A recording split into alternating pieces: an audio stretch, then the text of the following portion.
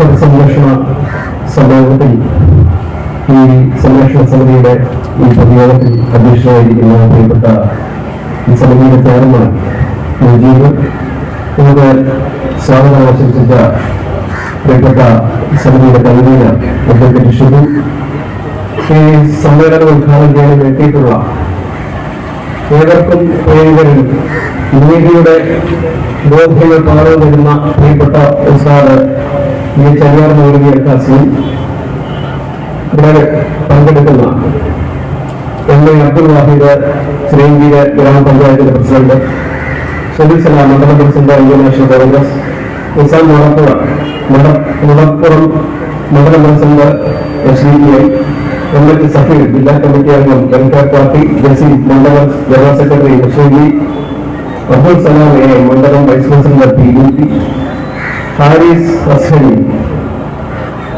President Perumal Nellippally, Sayyid Alavi Haji president Muhiyuddeen Juma Masjid, Salahul president Kattumurakkal Juma Masjid, Shamsuddeen president Molattaya Jamaath, Shafeeq Vadakkeri president Kaniyapuram Muslim Jamaath, Sharafuddeen വാഖി chief ഇമാം ചിറ്റാളമുക്ക് ജുമാ മസ്ജിദ്, അൻവരി അമ്പലവ ചീഫ് ഇമാം കണിയാപുരം മുസ്ലിം ജമാഅത്ത്, ഷിഹാബുദ്ദീൻ സിറാജ് ചീഫ് ഇമാം പെരുമാതുറ വെടിപ്പള്ളി, അൽസിൽ അൻസാരി വാർഡ് മെമ്പർ ഒറ്റപ്പന, പ്രിയപ്പെട്ട മുഹമ്മദ് സിദ്ദീഖ് മൗലവി, പ്രിയപ്പെട്ട വേദിയിൽ സദസ്സിലുള്ള ഈ ഒരു വഖഫ് മദ്രസ സംരക്ഷണം എന്ന പേരിലൂടെ സംഘടിപ്പിക്കപ്പെട്ട പരിപാടി നീതിയുടെ രാഷ്ട്രീയം പറയാനും കേൾക്കുവാനും ശ്രമിക്കാനും അത് ഉൾപ്പെടെയാണ് കേൾപ്പിച്ചു നടക്കുന്ന ഏറ്റവും പ്രിയങ്കരമായ സഹപ്രവർത്തക നാട്ടുകാരെ, പ്രിയപ്പെട്ട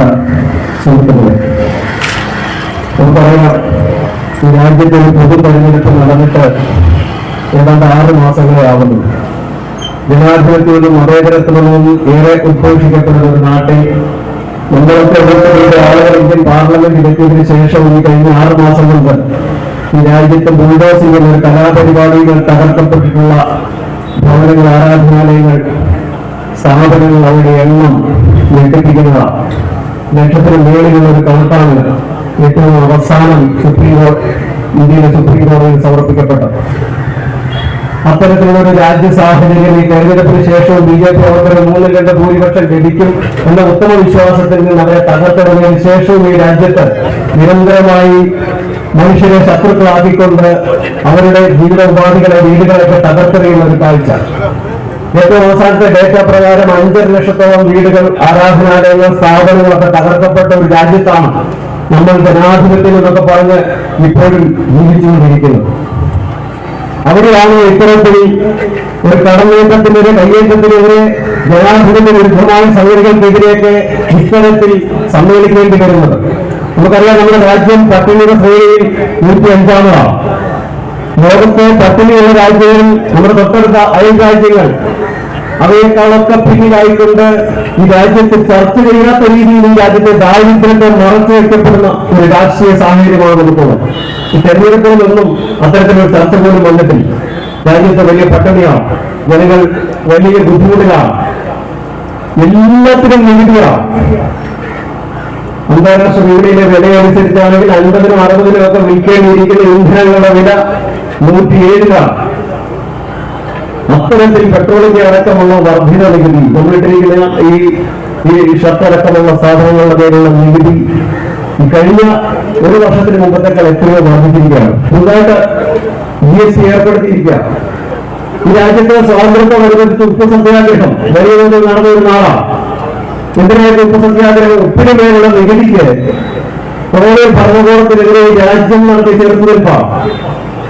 അത് ഭക്ഷണ സാധനങ്ങൾ, ഒരു വലിയ ജനസമൂഹമുള്ള 130 കോടി വരുന്ന ജനങ്ങളുടെ ഭക്ഷണ സാധനങ്ങളുള്ള നികുതി എന്ന് പറയുന്നത് രാജ്യവിരുദ്ധമാണ്, രാജ്യദ്രോഹമാണ്.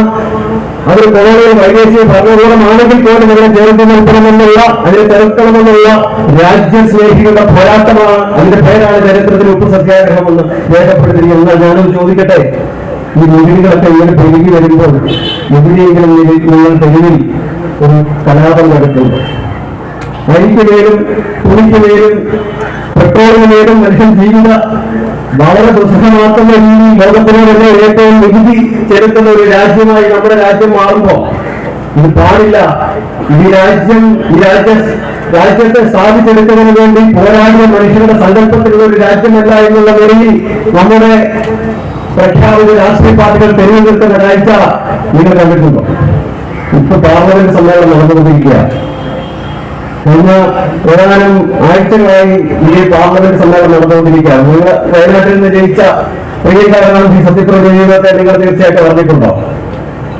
നമ്മൾ ഓർക്കണം, ഈ രാജ്യത്ത് ഒരു ജില്ലാ ഭരണകൂടം ജയ് ശ്രീറാം വിളികളുമായി ഒരു ആരാധനാലയത്തിൽ സർവേ നടത്തുന്നതിന് ഈ രാജ്യത്തിന്റെ ഭരണഘടനാ സ്ഥാപനങ്ങളെല്ലാം സംരക്ഷിക്കും എന്ന് ഉറപ്പു വരുമ്പോഴും രാജ്യത്ത് പാർലമെന്റ് നിർമ്മിച്ചിട്ടുള്ള നിയമങ്ങൾ നിലനിൽക്കുമ്പോഴും ഒരു ആരാധനാലയത്തിലേക്ക് ജയ് ശ്രീറാം വിളികളുമായി കടന്നു വരുന്ന ഒരു ജില്ലാ ഭരണകൂടത്തെ ചെറുപ്പത്തിന്റെ പേരിൽ 6 പേർ രക്തസാക്ഷികളായ ദിനങ്ങളിൽ പോലും ഇന്ത്യൻ പാർലമെന്റിൽ അതൊന്നും ചർച്ചയായിട്ടില്ല. ഇന്ത്യൻ പാർലമെന്റ് ഒന്നും സംഭവിച്ചിട്ടില്ല. ഈ രാജ്യത്ത് നിലനിൽക്കുന്ന നിയമങ്ങൾ നടപ്പാക്കുന്നതിൽ ഭരണകൂടം പരാജയപ്പെടുമ്പോൾ അതിനെ തുറന്നു കാണിക്കാൻ ഇന്ത്യൻ പാർലമെന്റിൽ ആരും ഉണ്ടാവുന്നില്ല എന്നുള്ളത് നമ്മൾ ആർക്കാണ് പിന്തുണ കൊടുക്കുന്നത്, ആർക്കാണ് നമ്മൾ വോട്ട് ചെയ്യുന്നത് എന്നതിനെ പറ്റി പൂർണ്ണലക്ഷമായി ചിന്തിക്കേണ്ട സമയം അതിക്രമിച്ചെന്ന് പറയാനാണ് ഞാനിവിടെ ഈ കാര്യം ആവർത്തിച്ച് പറയുന്നത്. ഈ രാജ്യത്ത് നമുക്കറിയാം, ഈ പൊതുതെരഞ്ഞെടുപ്പിൽ വിവിധ വിഷയങ്ങൾ ചർച്ചയായത് മുഴുവൻ വെറുപ്പിന്റെ വിഷയങ്ങളാണ്. വെറുപ്പ് എങ്ങനെ ഭക്ഷിക്കാം, വിസർജിക്കാം, വെറുപ്പെങ്ങനെ പടർത്താമെന്ന് ആലോചനയോടെ ഈ രാജ്യത്ത് ആളുകളെ തമ്മിൽ അകറ്റുന്നതിനുള്ള വലിയ കലാപ ശ്രമങ്ങൾ നടന്നുകൊണ്ടിരിക്കുന്ന ഒരു കാലഘട്ടത്തിൽ ഈ രാജ്യത്തിന് എന്താണ് ആവശ്യമെന്നതിനെ പറ്റി ഒരു ചർച്ചയുണ്ടാകാത്ത രാഷ്ട്രീയ രാജ്യ സാഹചര്യങ്ങളാണ് നമുക്ക് ചുറ്റുമുള്ളത്. അവിടെയാണ് നമുക്ക് വിലക്കയറ്റുന്നതിനെതിരെ ഒരു ധർമ്മ നടത്താൻ സാധിക്കാത്ത രീതിയിൽ നമ്മളെ ഇത്തരത്തിൽ ആരാധനാലയങ്ങളിലേക്ക് കടന്നു വരുന്ന, വഖഫിനെതിരെ കടന്നു വരുന്ന, മദ്രസകൾക്കെതിരെ കടന്നു വരുന്ന ഒരു ഭരണകൂട മാഫിയ ഫാസിസ്റ്റ് ശക്തിക്കെതിരായി ഒരുമിക്കേണ്ട ഒരു രാഷ്ട്രീയ യാഥാർത്ഥ്യം രൂപപ്പെട്ടതിന്റെ ഫലമാണ് നമുക്കിവിടെ ഇരിക്കേണ്ടി വരുന്നത്. നമ്മുടെ ജീവിത പ്രശ്നങ്ങളൊക്കെ മാറ്റിവെച്ചുകൊണ്ട്, നമ്മുടെ ദാരിദ്ര്യത്തെ മറന്നുകൊണ്ട്, ഈ രാജ്യം നേരിടുന്ന വിലക്കയറ്റം അടക്കമുള്ള പ്രശ്നങ്ങളെ ഒരു പരിധിവരെ മാറ്റിവെച്ചുകൊണ്ടും സഹിച്ചുകൊണ്ടും നമുക്ക് ഇത്തരം വിഷയങ്ങളെ സമ്മേളിക്കേണ്ടി വരുന്നതിന്റെ രാഷ്ട്രീയ സാഹചര്യം നിങ്ങൾ മനസ്സിലാക്കേണ്ടത് വളരെ കൃത്യമാണ്. നമുക്കറിയാം, ഈ രാജ്യത്തിന്റെ ആത്മാവ് നശിച്ചിട്ടില്ല എന്നുള്ളൊരു ഉത്തമമായ ഉദാഹരണം നമുക്ക് ഈ തെരഞ്ഞെടുപ്പിലൂടെ ലഭിച്ചിട്ടുണ്ട്. ഈ തെരഞ്ഞെടുപ്പിൽ ബാബറി മസ്ജിദ് തകർത്ത് അവിടെ നിർമ്മിക്കപ്പെട്ട ഒരു ആരാധനാലയം അതിന്റെ പണി പൂർത്തിയാകുന്നതിന് തെരഞ്ഞെടുപ്പിന് വേണ്ടി അതിന്റെ പൂജാകർമ്മങ്ങളൊക്കെ നടത്തി ഈ രാജ്യത്തിന് വേണ്ടി അവതരിപ്പിച്ച ഇടത്ത് ബാബറിയുടെ പള്ളിയിൽ ഫൈസലാബാദിൽ സംഘപരിവാർ തോറ്റുപോവുകയാണ്. രാജ്യത്തിന്റെ ആത്മാവ് ഈ രാജ്യത്തിന്റെ മതേതരത്തിനൊപ്പമാണ്, ഈ രാജ്യത്തിന്റെ ഭരണഘടനയ്ക്കൊപ്പമാണെന്ന് ഏറ്റവും കൃത്യമായി നമ്മളെ ബോധ്യപ്പെടുത്തുന്ന ഒന്നാണ്. അതുകൊണ്ട് നമ്മൾ ഭയപ്പെടേണ്ടതില്ല ഒരു കാരണവശാലും. ഈ രാജ്യം ഏറ്റവും കൃത്യമായി മതേതര മനുഷ്യർക്കൊപ്പമാണ്, ഈ രാജ്യം അതിന്റെ ഭരണഘടനയ്ക്കൊപ്പമാണ്. അതിന്റെ പൈതൃകം 190 വർഷങ്ങൾ നീണ്ടുനിന്ന ഒരു കോളനി ഭരണത്തിനെതിരെ പോരാടി നേടിയ സ്വാതന്ത്ര്യം മനസ്സിൽ സൂക്ഷിക്കുന്ന ആളുകൾ, അവരുടെ പിന്തുണക്കാർ ഈ രാജ്യത്ത് ഉണർവോടെ ഇരിപ്പുണ്ട് എന്നുള്ള ഒരു ഉദാഹരണമാണ് ആ തെരഞ്ഞെടുപ്പ് വിജയത്തെ നമ്മൾ കണക്കാക്കേണ്ടത്. നമുക്കറിയാം, അപ്പോൾ തങ്ങളുടെ ഒരു പദ്ധതിയാകെ പരാജയപ്പെട്ടു എന്ന് മനസ്സിലാക്കിക്കൊണ്ട് തങ്ങളുടെ ഈ ആരാധനാലയങ്ങൾ തകർത്ത് അവർ ഏതെങ്കിലും ഒരു ദൈവത്തെ പ്രതിഷ്ഠിച്ചാൽ അത് ഈ രാജ്യത്തെ തെരഞ്ഞെടുപ്പ് വിജയത്തിന് ഉടനില്ല എന്ന് മനസ്സിലാക്കിക്കൊണ്ടാണ് മദ്രസകൾക്ക് നേരെ കേന്ദ്ര സർക്കാർ കടന്നു വന്നു.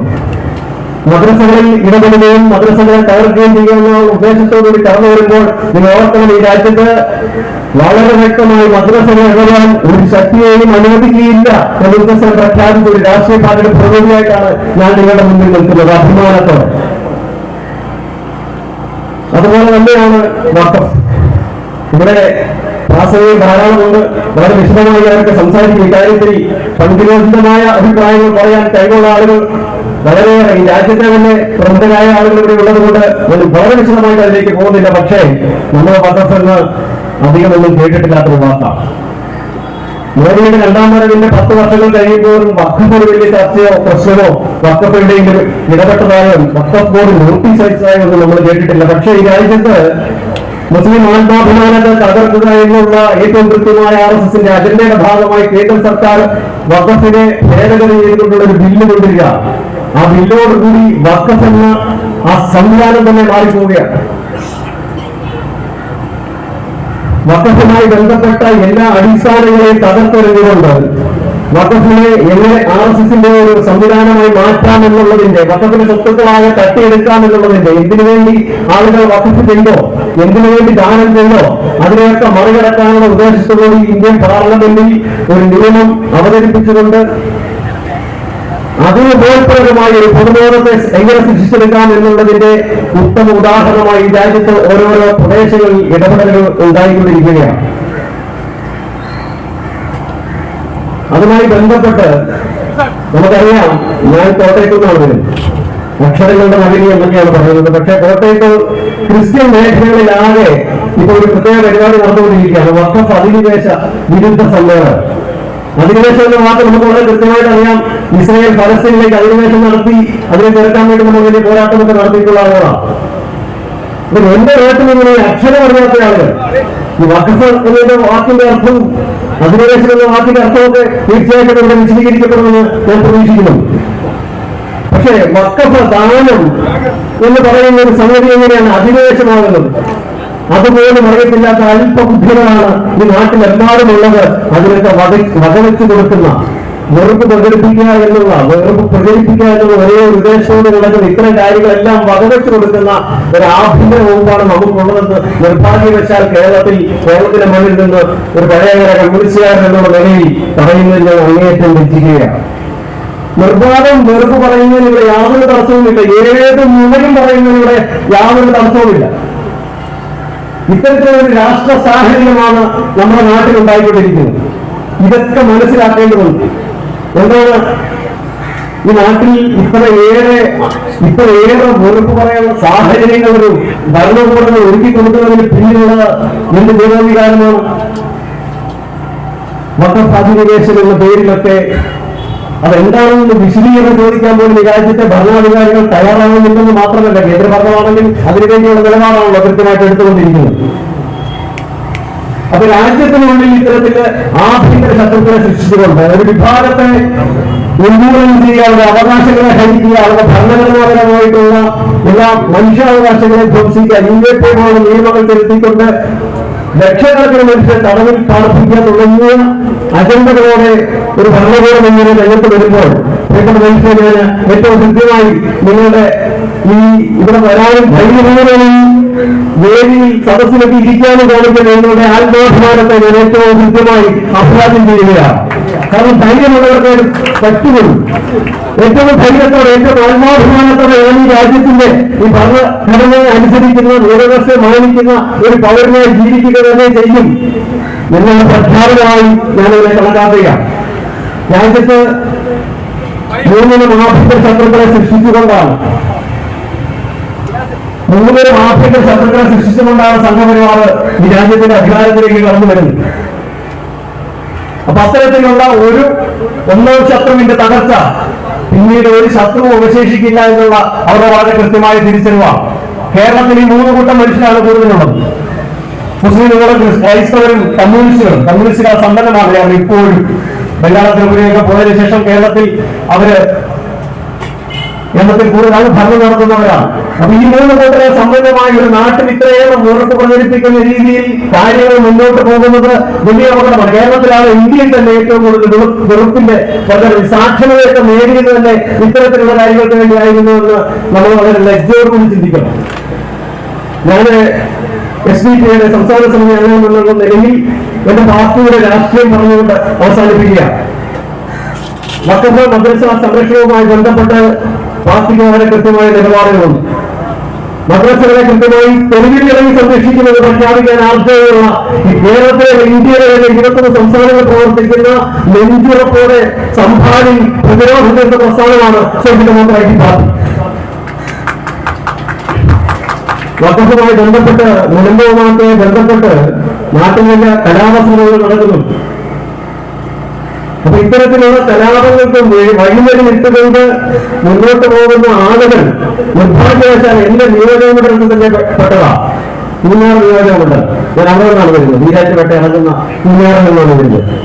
അപ്പൊ എന്റെ മണ്ഡലത്തിലുള്ള ഒരു പഴയ കോളംബിയ എന്നാണ് വിളിക്കപ്പെടുന്നത്. ഞാൻ വിശേഷമൊന്നും പറയുന്നത്. പക്ഷെ അത്തരത്തിലുള്ള ആളുകൾ ബി ജെ പിയിലേക്ക് കടന്നു ചെന്നിട്ട് ബി ജെ പിയിൽ തങ്ങൾക്കൊരു അസ്തിത്വം ഉണ്ടാക്കാൻ വേണ്ടി നിർത്തി എത്രമാത്രം പറയാമോ അതിന്റെ പരമാവധിയിലേക്ക് എത്തിക്കുന്ന ലജ്ജാകരമായ കാഴ്ച നടക്കുന്ന നാട്ടിൽ നിന്ന് വരുന്നതുകൊണ്ട് ഞാനതൊക്കെ പറഞ്ഞു പോയതേ ഉള്ളൂ.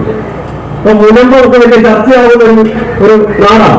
ഞങ്ങളുടെ സംസ്ഥാന പ്രസിഡന്റ് മൂവാറ്റുപുഴ അശോക് ഗെഹ്ലോയുടെ ഫോട്ടോയൊക്കെ വെച്ചിട്ട് മുനമ്പത്തുനിന്ന് കയ്യേറ്റക്കാരെ, മുനമ്പത്തെ ഇപ്പോഴത്തെ കുടിയേറ്റക്കാരെ ഒഴിപ്പിച്ചു വിടുന്നുള്ള രീതിയിൽ സോഷ്യൽ മീഡിയയിലൊക്കെ വേണ്ടി പ്രചരണമുണ്ടായി. പാർട്ടിയുടെ നിലപാട് പറഞ്ഞുകൊണ്ട് ഞാൻ അവസാനിപ്പിക്കുക. മുനമ്പത്ത് ഞങ്ങൾ കൃത്യമായും അവിടെ താമസിക്കുന്ന കുടിയേറ്റക്കാർക്കൊപ്പമാണ്. അതിനർത്ഥം വഖഫിന്റെ സ്വത്താർക്കെങ്കിലും നീതിക്ക് കൊടുക്കണമെന്നോ ഏതെങ്കിലും കയ്യേറ്റക്കാരനെ അത് അനുവദിക്കണമെന്നുള്ളതല്ല. ഞങ്ങൾ നിലപാട് വളരെ കൃത്യമാണ്. സർക്കാരാണ് ഇതിനകത്ത് ഒരു തീരുമാനം എടുക്കേണ്ടത്. സർക്കാരിന്റെ ഓരോ നിമിഷവും വൈകിപ്പിച്ച് ഒരു ക്രിസ്ത്യൻ മുസ്ലിം അകറ്റ ഉറപ്പ് സൃഷ്ടിക്കുന്ന അന്തരീക്ഷത്തിൽ നിന്ന് ഇനിയെങ്കിലും പിന്മാറും. പാലക്കാട് തെരഞ്ഞെടുപ്പ് നമ്മൾ പരീക്ഷിച്ചതാണ്. പരീക്ഷിച്ച് തന്നെ പരാജയപ്പെട്ടു. പാലക്കാട് മത്സരിക്കുന്ന സ്ഥാനാർത്ഥി പാലക്കാട് ചെലവഴിച്ചതിനേക്കാൾ കൂടുതൽ സമയം ചെലവഴിച്ചത് മുൻപത്താണ്. പക്ഷെ വോട്ടെണ്ണി വന്നപ്പോ 10,000-ന് മുകളിൽ വോട്ട് അവർക്ക് നഷ്ടപ്പെടുന്ന കാഴ്ച നമ്മൾ ഇത്തരത്തിലുള്ള സാഹചര്യങ്ങളാണ്. അതുകൊണ്ട് ഈ രാജ്യം മതേതരത്തിനൊപ്പമാണ്, രാജ്യത്തിന്റെ ഭരണഘടനയ്ക്കൊപ്പമാണ്. അതുകൊണ്ട് മുൻപത്തെ സഹോദരങ്ങളെ അവർക്ക് സർക്കാർ ഒരു ക്രമീകരണം ചെയ്തു കൊടുക്കണം. അവരുടെ റവന്യൂ രേഖകളിൽ പ്രശ്നമുണ്ട്, അത് തിരുത്തുന്നതിന് സർക്കാർ തയ്യാറാകണം എന്നുള്ള ആവശ്യം ഞങ്ങൾ മുന്നോട്ട് വെച്ചിട്ടുണ്ട്. അത് എങ്ങനെ വേണമെന്ന് പറയേണ്ട പണി ഞങ്ങളുടെയല്ല, അത് സർക്കാരിന്റെ പണിയാണ്. അതുപോലെ തന്നെ വളരെ കൃത്യമായി വഖഫിന്റെ സ്വത്തുകൾ അന്വേഷണപ്പെടുത്തിയ ആളുകളെ കൃത്യമായി ചൂണ്ടിക്കാണിക്കാൻ പാർട്ടി തയ്യാറാണ്. അതുമായി ബന്ധപ്പെട്ട് സർവ്വമേഖലയിലെന്തെങ്കിലും താല്പര്യമുണ്ടെങ്കിൽ സർക്കാർ കണ്ടെത്തണം, അതിനുള്ള നഷ്ടപരിഹാരം ഉണ്ടാക്കണം, കുറ്റക്കാരെ ശിക്ഷിക്കണം. ഇക്കാര്യത്തിലും പാർട്ടിക്ക് വളരെ കൃത്യമായ നിലപാടാണ്. അതുകൊണ്ട് തന്നെ ഈ രാജ്യത്തിന്റെ ഭരണഘടനയ്ക്കും മതേതരത്തിനൊപ്പം ഏറ്റവും കൃത്യമായി സഞ്ചരിക്കുന്ന ഒരു പാർട്ടി എന്നുള്ള നിലയിൽ ഈ വഖഫ് സമ്മേളനം സംഘടിപ്പിച്ച ഒരു സംഘാടക സമിതിയിൽ ധൈര്യത്തോടെ ഈ രാജ്യത്തിന്റെ ഭരണഘടനയ്ക്കൊപ്പം വ്യവസ്ഥകൾക്ക് അതീതമായി ഭയമില്ലാതെ ഇവിടെ കടന്നു വന്ന പ്രിയപ്പെട്ട എല്ലാ സഹോദരങ്ങളെയും മനുഷ്യരെയും ഹൃദയത്തോട് നേരത്തോട് അഭിവാദ്യം ചെയ്തുകൊണ്ട് ഞാൻ അവസാനിപ്പിക്കുന്നു. നിങ്ങളുടെ അഭിവാദ്യം ചെയ്തു. അസ്സലാമു അലൈക്കും വറഹ്മത്തുള്ളാഹി വബറകാതുഹു. ബഹുമാനപ്പെട്ട അധ്യക്ഷൻ, കാസിമി അവറുകളെ, മറ്റ് പണ്ഡിതന്മാരെ, ബഹുമാനപ്പെട്ട നാട്ടുകാരെ, നമ്മൾ വഖഫ് ഭൂമിയുടെ സംരക്ഷണത്തിന്റെ കാര്യമായിട്ടാണ് ചർച്ചകൾ നടന്നുകൊണ്ടിരിക്കുന്നത്. അതിനെപ്പറ്റി ആധികാരികമായി സംസാരിക്കാൻ ബഹുമാനപ്പെട്ട ഉസ്താദ് എത്തിയിട്ടുണ്ട്. അദ്ദേഹം അത് വിശദമായി നിങ്ങളെ അറിയിക്കും. പക്ഷേ നമ്മൾ സാഹോദര്യം, സമത്വം എന്നൊക്കെ പറയുന്നത് നമ്മുടെ വിശ്വാസത്തിൽ അധിഷ്ഠിതമായ ഒരു കാര്യമാണ്. അതായത് നമ്മൾ സഹോദരങ്ങളാണ് എന്ന് നമ്മൾ വെറുതെ പറയുന്നതാണ്. നമ്മുടെ വിശ്വാസത്തിന്റെ അടിസ്ഥാനത്തിലാണ് പറയുന്നത്. ലോകത്തുള്ള എല്ലാ മനുഷ്യരും ഒരു പിതാവിന്റെയും ഒരു മാതാവിന്റെയും മക്കളാണ് എന്നുള്ളത് അതിനനുസരിച്ചാണ്. ഇപ്പോൾ നടക്കുന്നത് പള്ളികളുടെ അടിവാരം തോണ്ടി അവിടെ എന്തെങ്കിലും വിലകളോ മറ്റോ ഉണ്ടോ എന്ന് അന്വേഷിക്കുന്ന ഒരു പദ്ധതിയാണ് ഇന്ത്യ ഗവൺമെന്റിന്റെ ഏറ്റവും വലിയൊരു പദ്ധതിയെ പ്രഖ്യാപിച്ച് മുന്നോട്ട് പോകുന്നത്. നമ്മുടെ നേതാവ് പള്ളി പൊളിച്ചുകൊണ്ടാണ് നീതി നടപ്പാക്കിയത്. നബി സല്ലല്ലാഹു അലൈഹി വസല്ലം ഒരു പള്ളി അനുയായികൾ നിർമ്മിച്ചപ്പോൾ അതൊരു ജൂത സ്ത്രീയുടെ വസ്തുവുമായി ബന്ധപ്പെട്ട് വന്നതിനാൽ ആ പള്ളി പൊളിച്ചു കളയാനാണ് പറഞ്ഞത്. അത് ആ സ്ത്രീക്ക് നീതി കിട്ടുന്നു എന്നുള്ള ഉദ്ദേശം. അത് നമ്മൾ നീതി എന്ന് പറഞ്ഞാൽ അത് നമ്മൾ വിശ്വാസത്തിന്റെ ഭാഗമാണ്. സാഹോദര്യം എന്ന് പറഞ്ഞാൽ അത് നമ്മൾ വിശ്വാസത്തിന്റെ ഭാഗമാണ്. അയൽപക്ക ബന്ധം എന്ന് പറഞ്ഞാൽ അത് വിശ്വാസത്തിന്റെ ഭാഗമാണ്. സ്വത്തവകാശം എന്ന് പറഞ്ഞാൽ, അല്ലെങ്കിൽ നമ്മൾ ഇല്ലാത്തവർക്ക് നൽകുക എന്ന് പറഞ്ഞാൽ അത് വിശ്വാസത്തിന്റെ ഭാഗമാണ്.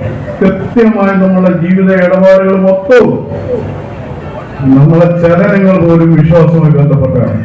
വർഗീയത എന്ന് പറയുന്നത് ഒരു മുസൽമാനും ഒരിക്കലും അനുവദിച്ചു കൊടുക്കാൻ പറ്റുന്ന ഒരു കാര്യമല്ല. അതുകൊണ്ട് തന്നെ നമ്മൾക്ക് ഒരു മുസൽമാന് വർഗീയത എന്ന് പറയുന്നത് തടുക്കാനേ പറ്റില്ല. അത് ഇസ്ലാമിനെതിരാണ്.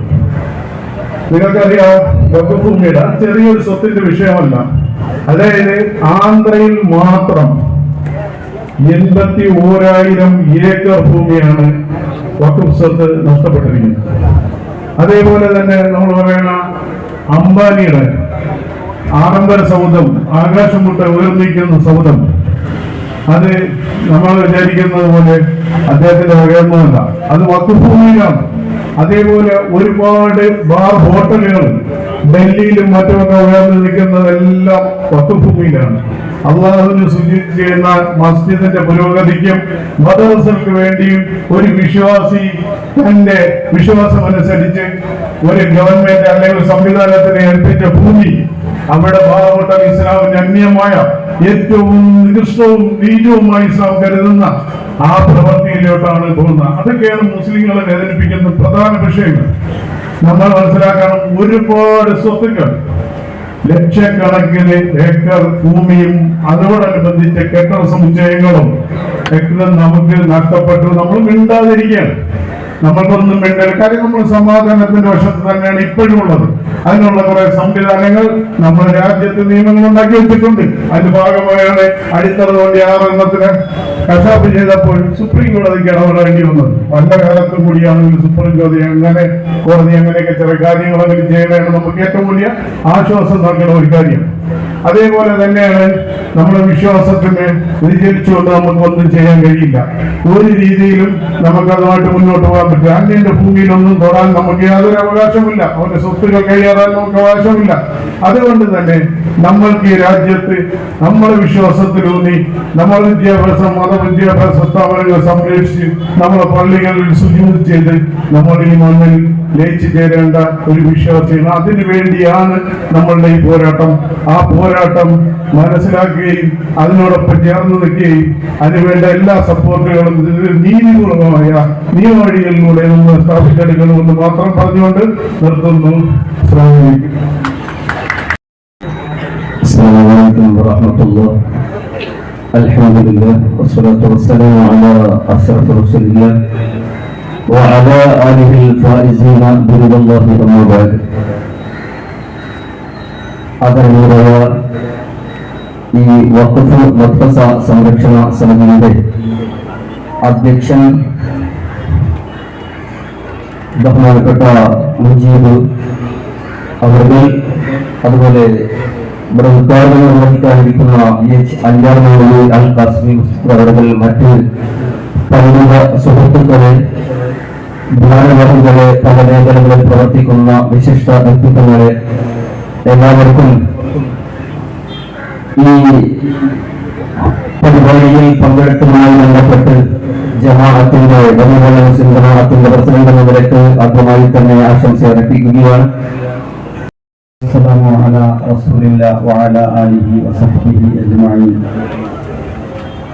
വേദിയിലും പുറത്തും ഉപവിഷ്ടരായിരിക്കുന്ന ബഹുമാന്യരായ സഹോദരങ്ങളെ, വളരെ ഗംഭീരമായ ഒരു വൈജ്ഞാനിക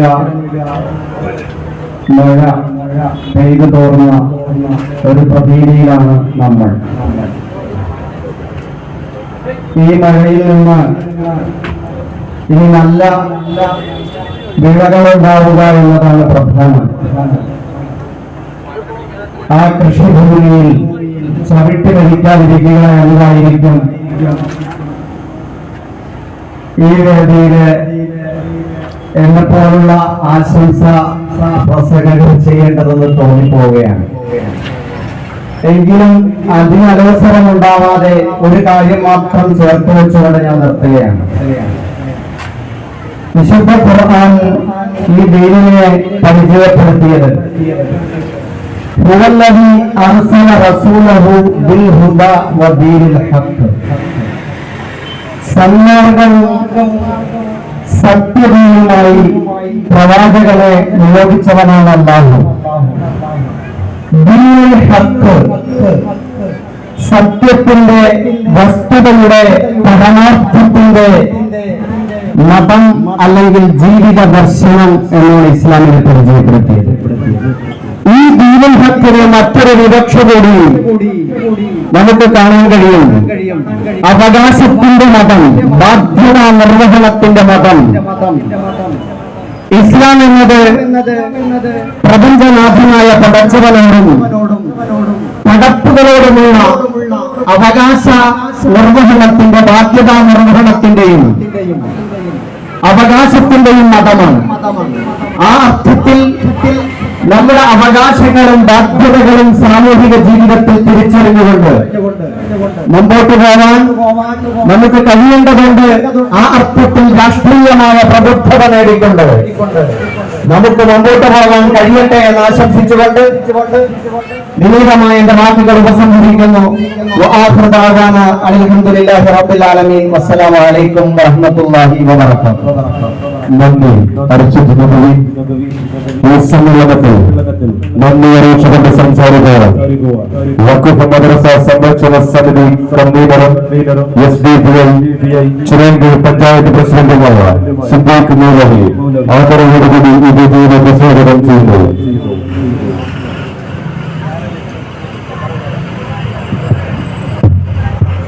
അസ്സലാമു അലൈക്കും വറഹ്മത്തുള്ളാഹി.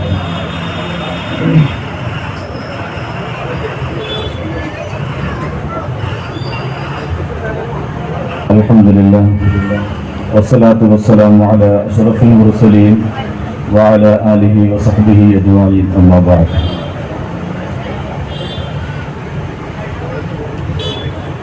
അൽഹംദുലില്ലാഹ് പെരുമാതുറയുടെ ചരിത്രത്തിന്റെ ലിപികളിൽ ചേർക്കാൻ പറ്റുന്ന ഏറ്റവും മഹത്തരമായ സമ്മേളനമാണ് ഇവിടെ നടന്നുകൊണ്ടിരിക്കുന്നത്. നമുക്കത് ഒരുപാട് പ്രതിസന്ധികളെ തരണം ചെയ്താണ് ഇത്തരത്തിലുള്ള ഒരു പ്രോഗ്രാം ഇവിടെ നടത്തിയിട്ടുള്ളത്. ഏതായാലും ഈ വൈകിയ വേളയിൽ സുദീർഘമായ ഒരു പ്രഭാഷണത്തിന് മുതിരുന്നില്ല. ഈ പരിപാടിയുടെ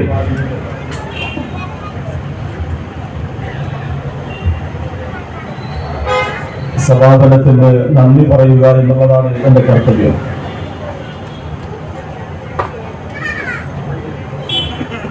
ഈ സമ്മേളനത്തിന് അധ്യക്ഷം വഹിച്ച ബഹുമാന്യനായ വഖഫ് സംരക്ഷണ സമിതി ചിറയൻകീഴ് മണ്ഡലം കമ്മിറ്റിയുടെ കൺവീനർ അഡ്വക്കേറ്റ് ഷിബു സാഹിബ്, അദ്ദേഹത്തിന് വഖഫ് സംരക്ഷണ സമിതി ചിറയൻകീഴ് മണ്ഡലം കമ്മിറ്റിയുടെയും Social democratic party of India SDP Chirayinkeezhu മണ്ഡലം കമ്മിറ്റിയുടെയും അതീവമായ നന്ദി അറിയിക്കുന്നു. അതോടൊപ്പം തന്നെ നമ്മുടെ ഈ പ്രോഗ്രാമിൽ ഉദ്ഘാടനം ചെയ്യാൻ വേണ്ടി എത്തിയിട്ടുള്ള ബഹുമാന്യനായ ആദരണീയനായ അലിയാർ കാസിമി ഉസ്താദ്, അദ്ദേഹത്തിന് social democratic party of India Chirayinkeezhu മണ്ഡലം കമ്മിറ്റിയുടെയും വഖഫ് മദ്രസ സംരക്ഷണ സമിതിയുടെയും നന്ദി അറിയിക്കുന്നു. അതോടൊപ്പം വെൽഫെയർ പാർട്ടി അതിന്റെ ജില്ലാ കമ്മിറ്റി അംഗമായിട്ടുള്ള Safeer Sahib, Congress block committee അംഗമായിട്ടുള്ള നൗഷാദ് സാഹിബ് മാടമുള്ള, വലിയപള്ളി ഇമാം ഹാരിസ് അഹസനി, പുതുക്കുറിച്ചി ജമാഅത്തിന്റെ പ്രസിഡന്റ് സയ്യിദ് അലി ഹാജി തുടങ്ങി ഈ പരിപാടിയുടെ വിജയത്തിനു വേണ്ടി അഹോരാത്രം പാടുപെടുകയും കഷ്ടപ്പെടുകയും ചെയ്ത മുഴുവൻ ആളുകൾക്കും ഒറ്റവാക്കിൽ നന്ദി പറയുകയാണ്.